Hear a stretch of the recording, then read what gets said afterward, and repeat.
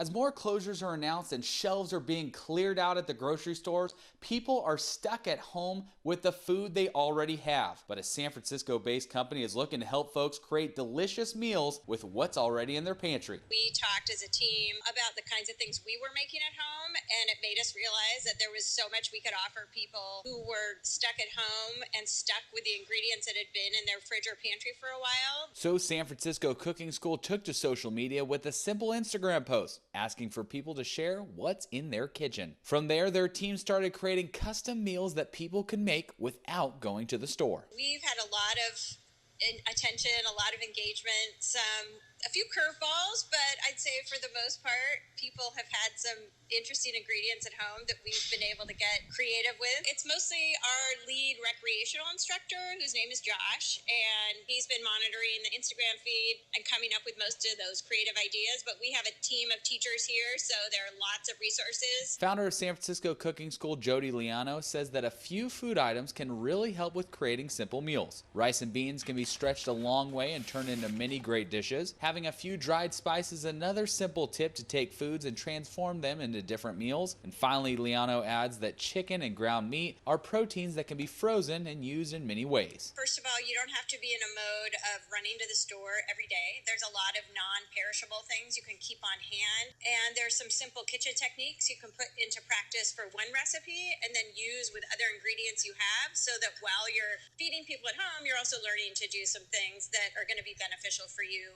in the future. Visit @SF Cooking on Instagram for simple recipes and food tips while you're at home. In San Francisco, Dustin Dorsey, ABC7 News.